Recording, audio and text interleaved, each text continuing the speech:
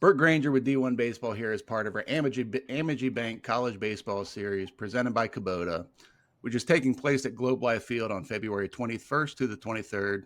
I'm joined by Michigan head coach Tracy Smith, whose Wolverines will be taking on TCU, Kansas State, and Arkansas that weekend. Coach, thank you for joining me today. I appreciate the time. Look forward to it. So as the season is quickly approaching, what are the areas of focus for you and the team as you ramp up towards opening weekend? Well, we just talked about it yesterday in our mindset session. Is like it's go time now. Like we've been training, and I've been pleased what I've seen so far of all areas from an offensive standpoint, defensively on the mound. So it's really now just switching that mind because, as you can probably tell by my hat, Burke, we've been inside. We haven't gotten out much. It's like it's go time because the competition we're playing is really, really good. And you pointed it out, who we're playing. Those are some really good teams. What I love about it is going to show us our deficiencies and things we need to work on early in the season. So you had a unique opportunity late in the fall to take the team down to the Dominican Republic and compete against some pretty elite talent, including past, present, and future major leaguers. So what was that experience like, and how has it helped prepare you for the season? Well, I've done it, at other institutions I've been at. And I do it for a couple of reasons. I mean, one, it's the cultural piece of getting, our baseball's international now, and I'm talking across the, all leagues. It's international, and if some of our guys have a chance to play beyond college, they're going to understand their teammates. But the competitive part of it is really cool as well, and especially now as I sit here and say we've only gotten outside like a month or a day and a half. It was nice to get on a field competitively. We took the entire roster down there. We played, Escogido, Licey, some equivalent of the big league teams in the DR, in addition to a few of the major league affiliates. And we did split squad and went five. Believe it or not, we played 61 innings in 3 days. So we got a really good look, and we fared well. We competed, went 5-2 down there, but I was really pleased with our younger arms, the depth in the staff. We held out 4 of our top arms just because of the scheduling. So it kind of forced us to pitch some of the guys that maybe we wouldn't pitch early, but it really gave us a look at what I think we're going to see in the spring. And we're going to have some depth this year where the last couple of years we really haven't had that across positionally and on the mound. So let's get into that. So in our Big Ten preview, we called out the pitching depth as being a strength on this roster this year, which is remarkable because I think it's fair to say last year you had a heavy reliance on 3 to 4 guys. So do you agree with that assessment? And what was that big difference between last year and this year in terms of the depth? Well, we talked about it a lot. I just, and our guys did what we asked last year. I mean, I loved it. They competed, but the problem when you don't have that depth per se is you kind of get tired at the end of the season. And that's happened the first 2 years here. We just haven't had that depth. And by tournament time, Big Ten tournament time, we just kind of, we run out of steam. So I think that's going to be a much better situation for us, situation for individually the starters, and for what we feel is like the first time we can actually have roles coming out of that pen from middle to long to closer, that type. Now, that said, we still haven't set that yet. So we'll use this first part of the season to let guys kind of capture those roles by what they do in the field.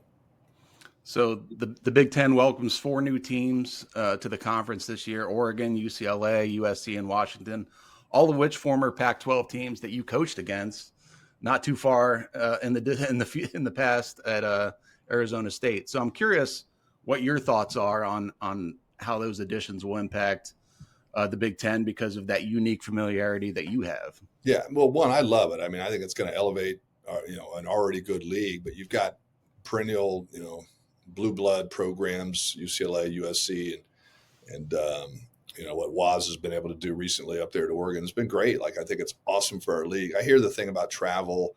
I'd like, all right, I'll trade that. You're either getting on a plane or you're getting on a bus. So either way. But yeah, I was talking about this the other day. Like, it was fun for me when I left the Big Ten to go to the Pac-12 to just visit different cities and schools that I've never had a chance to do. So I'm excited for our kids to get that opportunity as well, and to bring some of these, warm weather, guys and say, come on out and join us in March in the Big Ten. So, but again, overall, I think it's a win-win for everybody on that move. So I'm really, really proud that as a league that we did that. Dylan Vignew, the sophomore right-hander, he appears to be one of those guys that took a big jump from last year to this year. What do you attribute that to? just growing up. I mean, back to the depth thing, Burke, that you mentioned, like we didn't have the appropriate timeline for him. Like we had to thrust him right in. And I've seen it time and time again over my career. When you try to accelerate young guys too soon, so they get knocked around early. That wavers with their confidence as allowing them to appropriately develop into a role. So simply put, it's never been about stuff for Dylan. Like he's had tremendous stuff, but I think his head is different this year. I think the confidence going out in the Cape and having a good summer has just he has come back to campus more on a mission, more professional. But we just said it today. We had an inner squad, and last year the inning would have gotten away from him, where this year he had the maturity to kind of reel it back in and settle in. So I'd say just growing up in a natural progression. It's legitimate stuff. So I'm looking forward to seeing him take that next step because he flashed some pretty nasty stuff there last year. Continuing on the theme of depth on the mound, we tabbed Grant Bradley as our preseason freshman Big Ten pitcher of the year, or freshman of the year. And there's a few other guys. Tate Carey looked really good in the fall too. So tell us a little bit about what to expect from those newcomers. Yeah, we had to submit that. I don't want to tell those guys. We actually just put them in a few names in a hat, just drew one out because they've all done. Actually, I'm joking. They've actually done.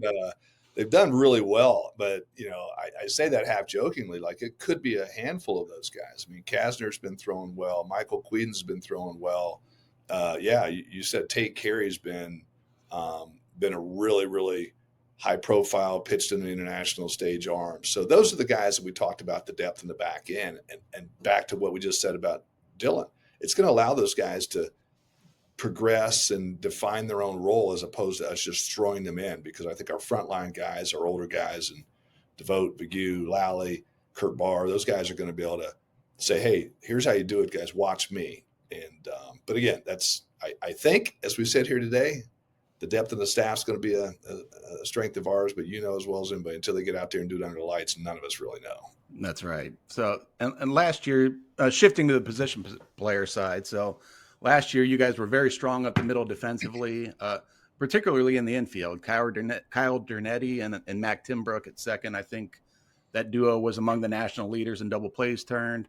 They've since graduated. You brought in some new guys. How do you envision those roles being filled this year? And do you expect the same type of chemistry at those spots? Yeah, we're going to be, we'll be old, across the diamond, but referencing the middle infield, which you just mentioned, Benny Casillas has won the job for us out of the fall. Tyler Inge, talented freshman, back to what we said, is going to be able to grow into that role appropriately. But, Benny's won the job, and he's got several college starts under his belt.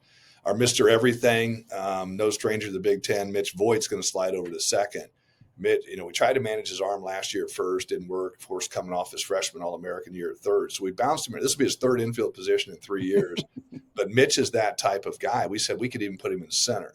But he had the arm injury in the offseason, but he's totally healthy now. He looks really good at second. And I like it for us, but I also think that's kind of where he'll be, his life after Michigan. So I think that middle combo I feel really good about up to this point.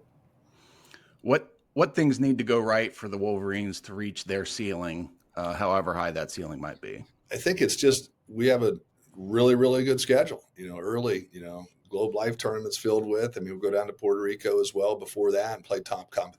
I think it's just really, understand where we are. We've been inside, the entire season. We've been outside a day and a half. Don't panic too much. Just get our sea legs underneath us. So pick off some of these wins early on, get that confidence rolling, because I like the talent level. I like the depth, but it's just kind of in baseball. Stay right here. This is the long game. And, so I think for us, we can, with the schedule we have, we get in that mid to upper 30s wins on a year. I think legitimately we put ourselves in a shot to play beyond and extend our season through the NCAA. So that's a win for us. Like, we want to play for a national championship as everybody else does, but you can't get in that if you don't make the tournament. So we need to take that next step, because my first 2 years here in Ann Arbor, personally, we haven't done that. So it's time to do that, and I think the guys would echo the same. All right, Coach, last question. I was doing some spring cleaning, and I have this letter here that was written way back in the last century when you were at Miami University. It was a recruiting letter sent to me. So I just got to put you on the spot here. Do you need a bad-bodied bullpen catcher to go to Puerto Rico with you because I'm willing to do it. You know what? If we weren't talking this late, I'd ship your rear end on my plane right now, because the answer to that would be yes. Do you really have a letter? I do. Absolutely. Right here. It's written in 1996. I'll be darned. My head coach had sent out, sent out letters to a bunch of coaches. I'm in Ohio. So, But Burke, here we are. I'm sitting here on this side. You're sitting behind the screen. You know why? Because we didn't play very well. So that's exactly right. 100%, Coach. Well, greatly appreciate you taking the time. It's always great to catch up, and good luck this season, Coach. sounds great. Thanks for having me on. Of course. Thank you.